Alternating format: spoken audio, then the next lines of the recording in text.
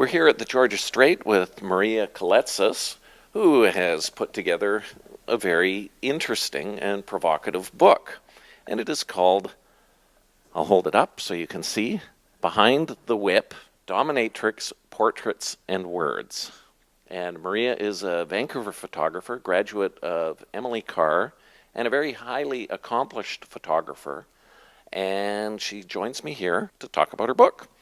I've always been very fascinated with subculture communities and have always searched out interesting subject matter to photograph and get myself involved in.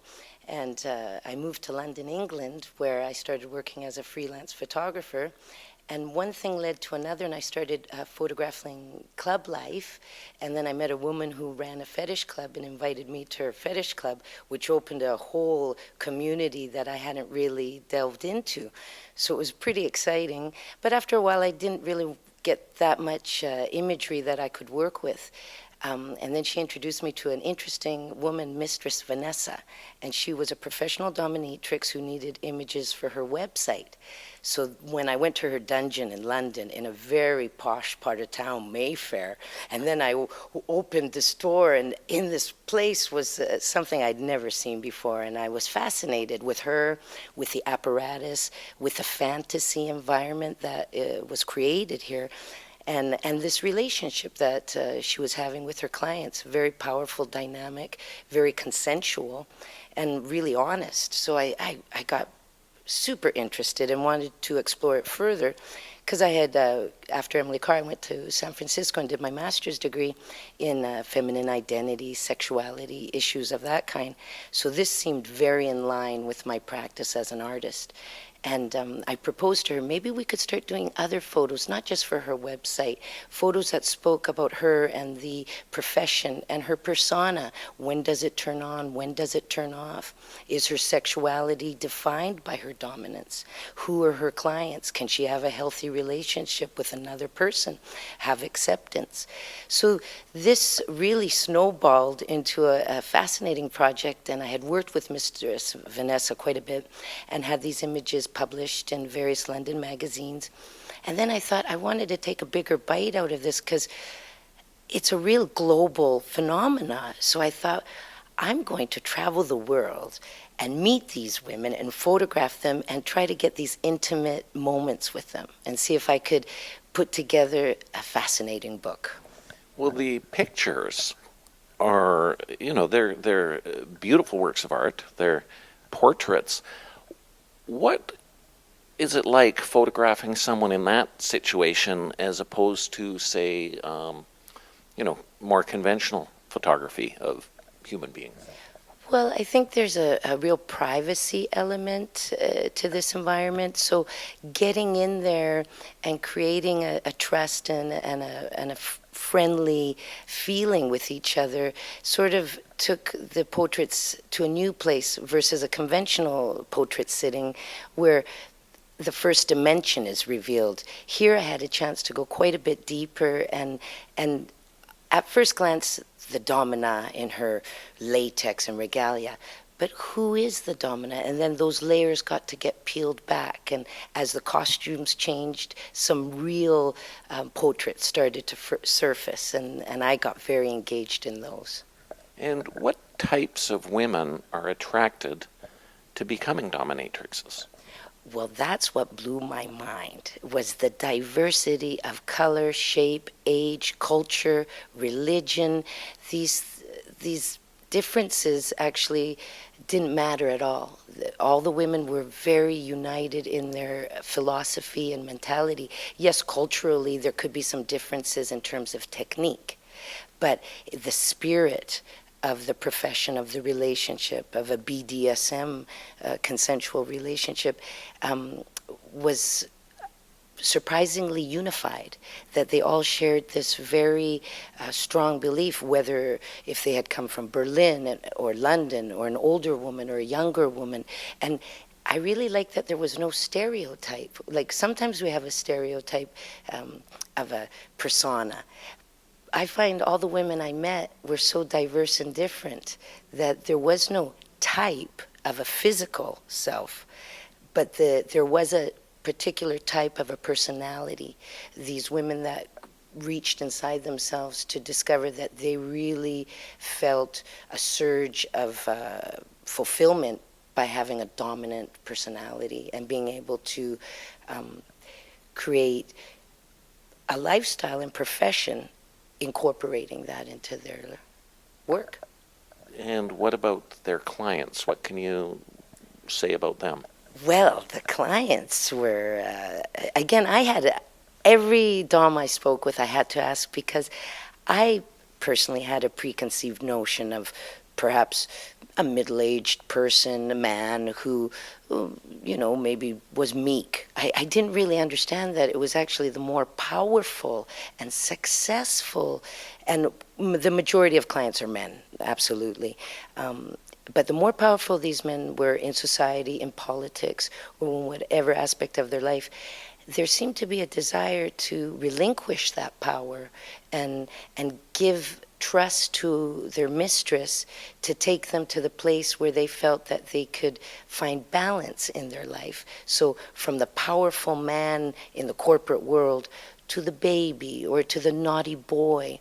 And that step back really fascinated me because that takes a lot of honesty to be able to reveal your hidden fantasy, and it might be even embarrassing or humiliating, and yet to be brave enough to say, I want this, but I might not be able to get it from my wife, and I might not be able to get it from my partner, but maybe I can seek out a professional and create a relationship and get this almost like a mental health session.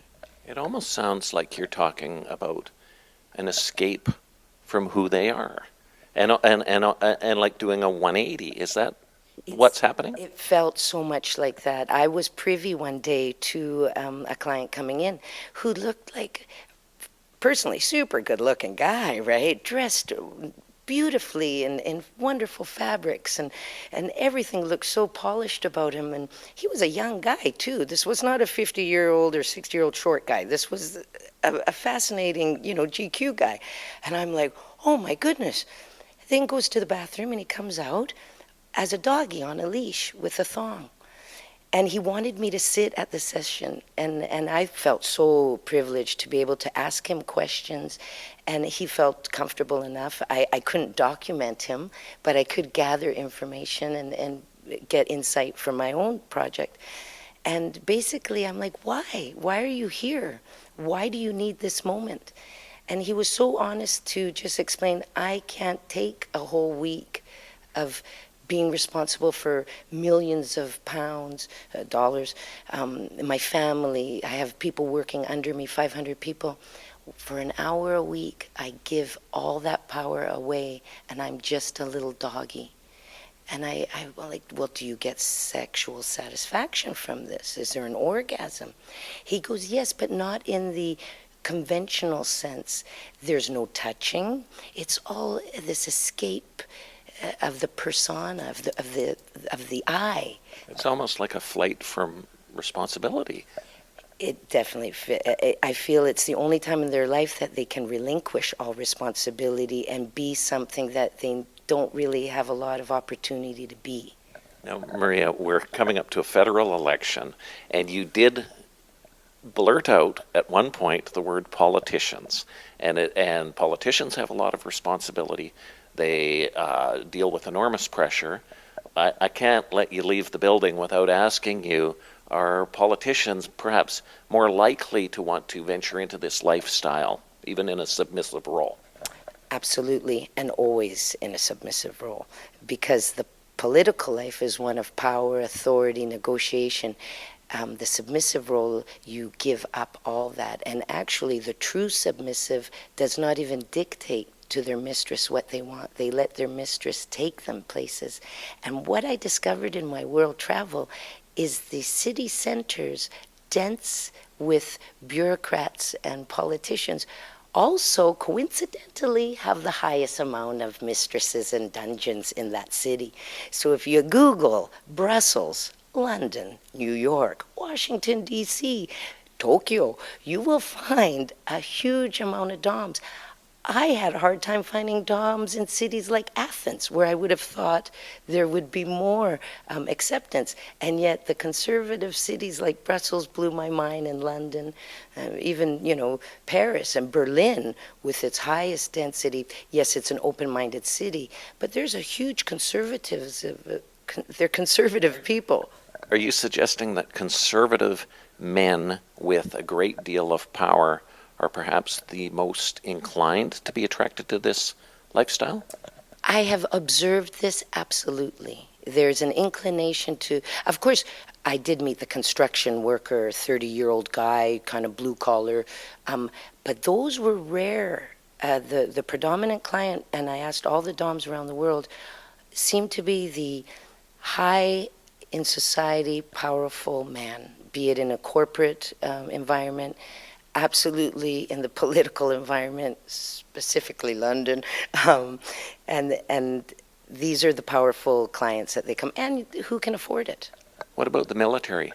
Yes, oddly enough, men in the military who, I guess, all the authority, and they can't really be maybe a sensitive person or a fantasy figure because they're oppressed with being this macho man or strong.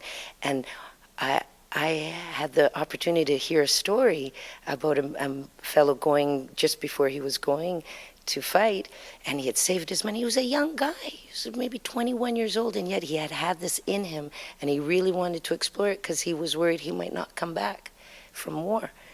Maria, you don't seem judgmental of these people, and I'm wondering, as you look at them, what your views are. I really found an honesty there that in our conventional society we play games with each other and we all think we're on the board. And here I delved into this community where people might find it deviant or not honest, and yet I found some of the most authentic people. I find it really important to know yourself. That's my journey in life. So imagine to know yourself and to ask yourself what turns you on, what's your fantasy, and to be honest enough to take that step to get there and try to find out more. I found it really incredibly fresh for me.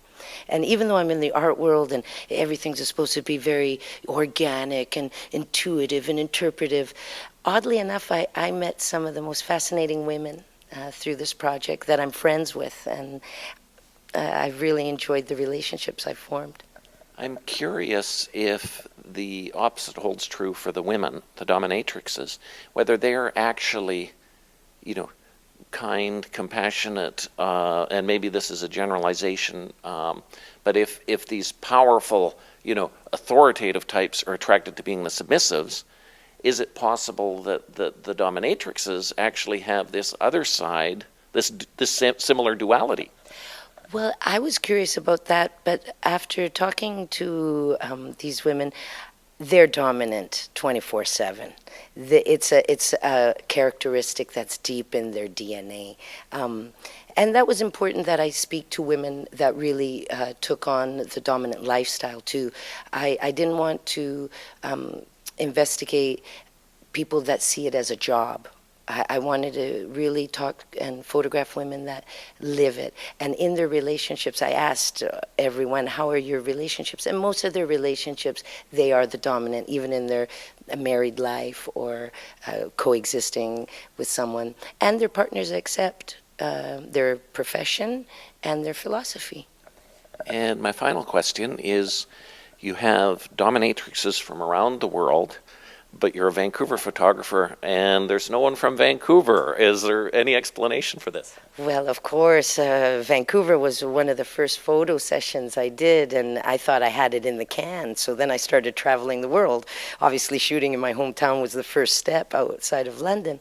And as the project progressed, unfortunately, right before I went to print, my mistress from Vancouver had a bit of a life change and requested so sincerely to be removed from the book that I reluctantly did and had no time to replace my Vancouver Dom. But she's there in spirit.